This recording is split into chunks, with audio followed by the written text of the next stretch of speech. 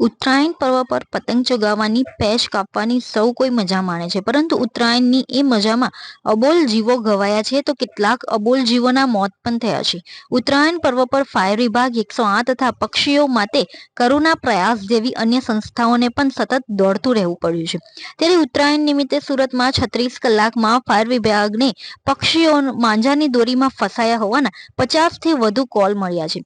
સુરતના રાંદેર, વરાછા અથવા સેન્ટ્રલ, કતારગામ, લિંબાયત જેવા અલગ અલગ ઝોનમાંથી કંટ્રોલ રૂમને કોલ મળ્યા હતા. તો બીજી તરફ રફતાર સુરતની ટીમ દ્વારા આ બાબતે પક્ષીઓ માટે કાર્યરત રહેતી એવી કરુણા સંસ્થા સાથે વાત કરતા જાણવા મળ્યું કે ઉત્તરાયણ નિમિત્તે 2 દિવસમાં 70થી વધુ પક્ષીઓ માટે કોલ આવ્યા હતા, જેમાં પક્ષીઓને રેસ્ક્યુ કરી તેમને જરૂરી સારવાર આપવામાં આવી રહી છે. તો કેટલાક પક્ષીઓ વધુ ઈજાગ્રસ્ત થતા તેઓની ઓપરેશન જેવી ટ્રીટમેન્ટ પણ આપવામાં આવી સારવાર કરવામાં આવી રહી છે. તો કેટલાક પક્ષીઓને સારવાર મળે તે પહેલા જ તેઓના મોત પણ થયા છે.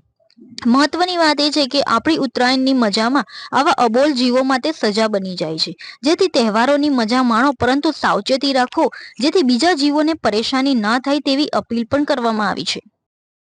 ઉત્તરાયણ પર્વ દરમિયાન સૌ કોઈએ તો પતંગ ચગાવવાની મજા માણી, પરંતુ આપણે ખબર છે કે જે રીતે ફાયર વિભાગ આ 2 દિવસ દરમિયાન દિવસ રાત એક કરીને દોડતું રહ્યું છે, કારણ કે આપણે પતંગ જે ચગાવવામાં વ્યસ્ત હતા તેવા સમયે કેટલાક અબોલ પક્ષીઓ આ પતંગના દોરામાં ફસાયા હતા. તો આપણે અહીં કંટ્રોલ રૂમમાંથી પણ જાણકારી લઈએ કે આ 2 દિવસ દરમિયાન કેટલા પક્ષીઓ ઘાયલ થયા છે અને કેવી રીતે કંટ્રોલમાં કેટલા કોલ આવેલા છે અને કેવી રીતે તેઓને બચાવવામાં આવેલા છે.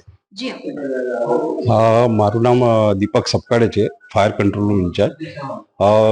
ઉત્તરાયણ દરમિયાન 2 દિવસમાં 14 અને 15 તારીખમાં 14 તારીખે પક્ષીના 19 જેવા કોલ છે અને આપણે આજની તારીખમાં 15 તારીખમાં 37 થી 38 જેવા કોલ છે. સુરત શહેરના અલગ અલગ વિસ્તારોમાં ફાયરની ટીમ દ્વારા પક્ષી રેસ્ક્યુ કરવામાં આવ્યા છે. હજી સુરતના કયા કયા વિસ્તારોમાં સૌથી વધુ જે રીતે કોલ આવે? વધુ વિસ્તારમાં તો સેન્ટ્રલ ઝોન છે, જે કોટ વિસ્તાર છે, એમાં વધારે પતંગ ચગેલા હોવાના કારણે ત્યાં વધારે કોલ છે.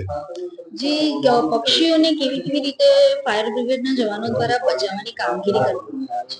હવે તો પક્ષીની હાઈટ ને એના માટે હોય તો પછી વાંસ દ્વારા છે, સીડી દ્વારા છે, તો પછી કઈ નહીં આપણે એના દ્વારા એ લોકો પક્ષી ઉતારી જ દે છે.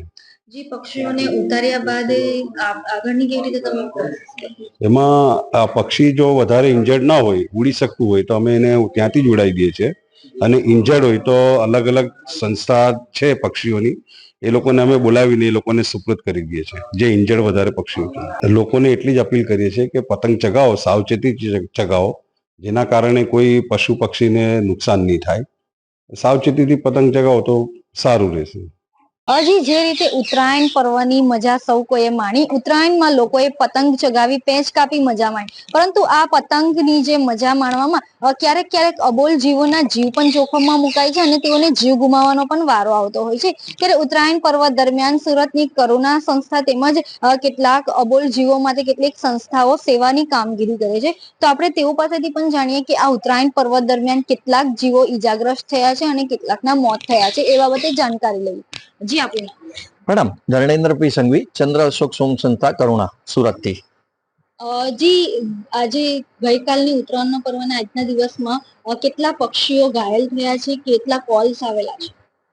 પર્વ એટલે એક ખરેખર ઉજવવા જેવા જ હોય છે અને પર્વ ઉજવવા જોઈએ, એ જ સંસ્કૃતિ છે, આર્ય સંસ્કૃતિ છે. પણ પર્વને ઉજવતાની સાથે સાથે એનું સન્માન બી રાખીએ તો વધારે બેટર પડે. પર્વને અત્યારના કઈ કઈ રીતે ઉજવવા એની બદલે આપણે બીજી રીતે ઉજવીએ છીએ. જેમ કે એ ઉત્તરાયણ તહેવારમાં એકબીજાને મળવું, તલગુલ ખાવા, એ બધું હતું. એની બદલે અત્યારે શું છે, માર્યો, કાપ્યો, ડીજે, જેમાં માનવ, પર્યાવરણ અને પક્ષીઓ બધા જ ઘવાય છે. જે પક્ષીઓને ઘવાના હતા એની માટે અમે હંગામી સારવાર કેન્દ્ર અહીં સુરતમાં ચાલુ કર્યું છે, જે ચોક બજાર વિસ્તારમાં સરકાર સ્થિત જગ્યામાં છે.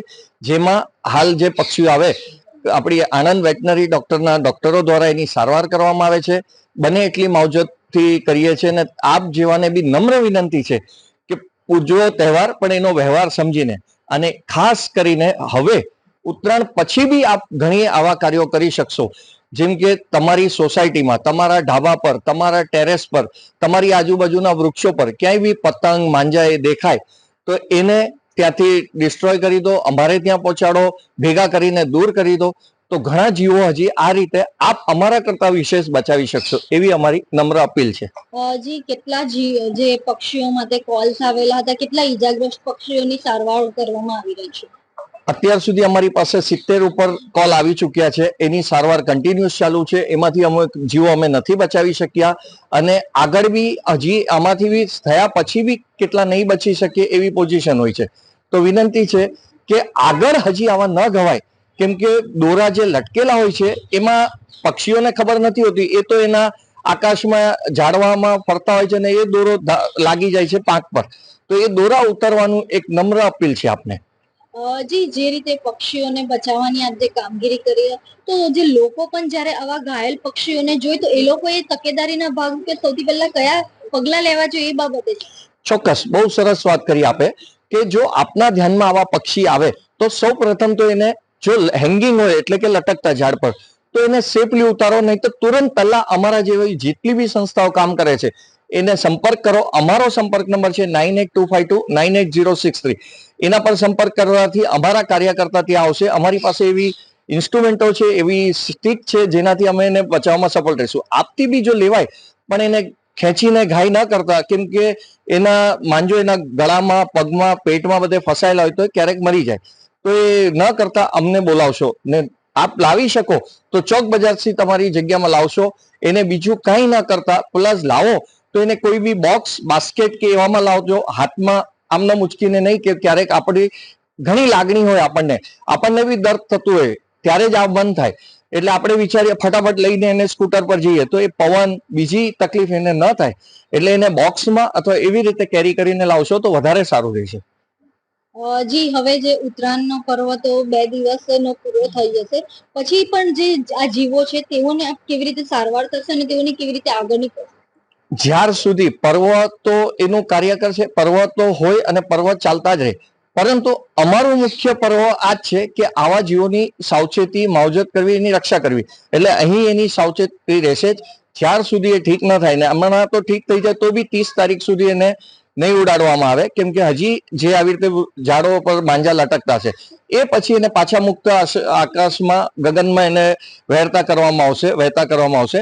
અને એ સિવાયના જે રહેશે એને અમારી પાસે બીજા અમારા મોટા સેન્ટર છે, ત્યાં એને જ્યાર સુધી એ અપંગ થયા હશે એને અમે અમારે ત્યાં રાખશું અને એને જે એની જરૂરિયાત હશે પૂર્ણ કરશું.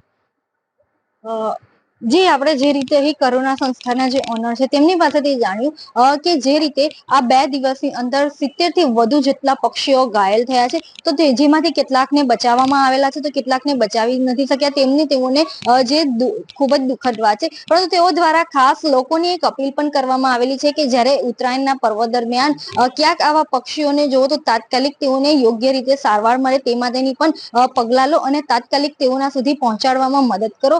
અને વધુમાં વધુ આ બાબતે ખાસ ધ્યાન રાખો જેથી કોઈ અબોલ જીવોના જે છે તે જીવ આપણે બચાવી શકીએ અને જે છે તે આપણે આપણી મજામાં આ અબોલ જીવો માટે તેઓને જીવની સજા ના થાય તે બાબતે પણ ખાસ ધ્યાન રાખીએ. કેમેરા પર્સન સાથે રશ્મિ રાણા, રફતાર.